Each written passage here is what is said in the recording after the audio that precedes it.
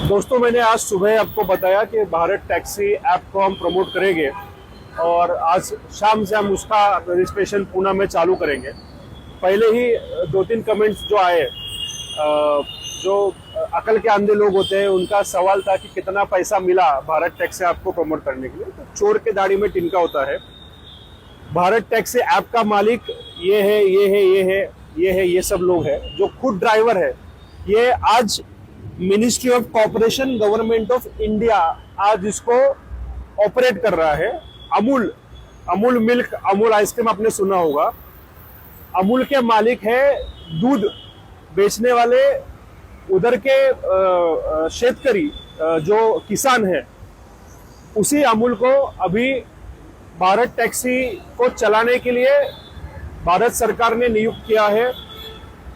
Bharat taxi बाद में जैसे ही भारत टैक्सी का एक चक्र शुरू हो जाएगा, वो सस्टेन हो जाएगा, तो उसको पूरी तरह से ये सब ड्राइवर लोग, तो ये तो किसी को पैसा नहीं दे सकते। मतलब आप खुद इसके मालिक होगे और इसका जो भी प्रॉफिट होगा वो ड्राइवर को मिलेगा। अगर ड्राइवर ही मालिक होगा तो जो रेट ड्राइवर देगा, जो स्कीम ड्राइवर बनाएगा, जो बिजनेस मॉडल ड्राइवर बनाएगा, वही बिजनेस मॉडल भारत टैक्सी को चलाना पड़ेगा। मैंने सुबह बोला कि बहुत ऐप मुझसे आते हैं और ये बोलते हैं कि हमारा ऐप आप उसका एडवर्टाइज करो, प्रमोट करो। अभी भी आए हैं, लेकिन मैं इसलिए नहीं कर रहा हूँ क्योंकि मुझे भरोसा है सामान्य ड्राइवर पे। अगर वो खुद के ऐप का मालिक होगा तो वो खुद के साथ तो गद्दारी नहीं कर पाएगा। इसलिए हम भारत टैक्सी को सपोर्ट करने का हमने डिसीजन लिया है। भारत टैक्सी ने, अगर समझो आज जैसे हजारों करोड़ का ओला उबर रैपिडो है, वैसा कल भारत टैक्सी हो गया तो हजारों करोड़ का मुनाफा जो होगा वो ड्राइवर लोगों में आएगा। जो पैसे आप पैसेंजर से लोगे वो डायरेक्टली ड्राइवर लोगों को मिलने वाले हैं। तो यहाँ पे भारत टैक्सी किसी को खरीद नहीं सकता है। बीएसएनएल में और अमूल में फर्क ये है कि अमूल ये कोऑपरेटिव मॉडल पे चलता है। इसके मालिक उधर के किसान है। किसान कितने रेट में दूध बेचेंगे अमूल को, ये किसान तय करते हैं।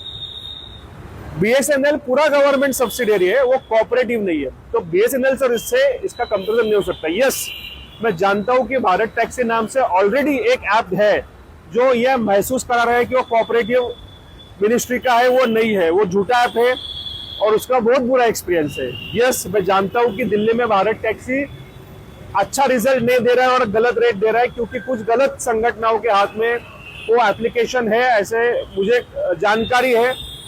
जो मुंबई में भी हो सकता है, लेकिन पुणे में मैं हरगिज होने नहीं दूंगा। मुंबई में पुणे का मॉडल सक्सेसफुल हो गया तो हम लोग चलाएंगे। कोशिश करना हमारे हाथ में है। पुणे के लोगों से मैं फ्रिक्वेंटली मिलता हूँ, तो पुणे छोटा है तो शुरुआत हम पुणे से करेंगे। मैं चाहता हूँ कि एक महीने के अंदर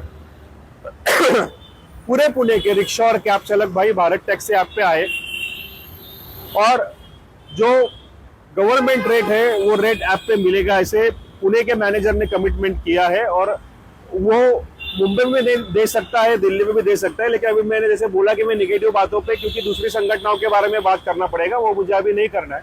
पहले अच्छा काम करके दिखाना है, फिर उनकी गलतियां मैं निकालूंगा, तब मैं वहां पे हाथ डालूंगा। पहले खुद अच्छा काम करके दिखाऊंगा।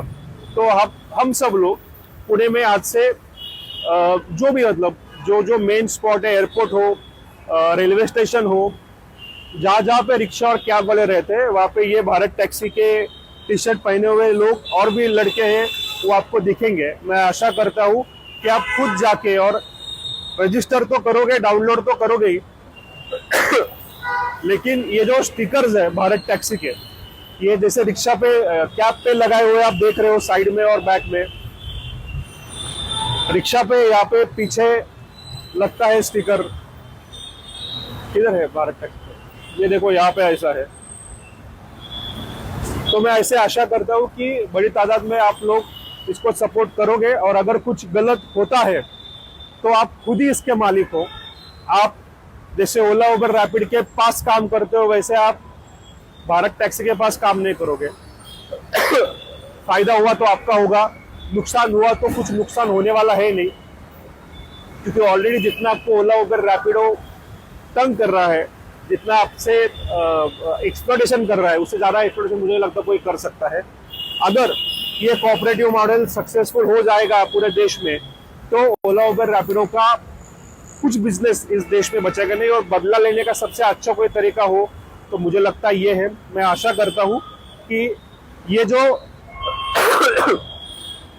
भारत टैक्सी का कैंपेन हम आगे चलाने की कोशिश कर रहे हैं, इसको एक आंदोलन का रूप मिलेगा।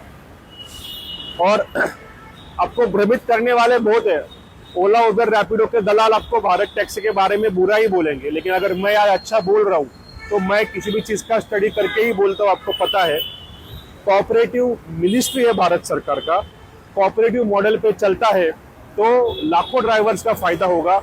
इसको चलाना भी आपकी जिम्मेदारी नहीं है, सिर्फ डाउनलोड करके खत्म नहीं होगा।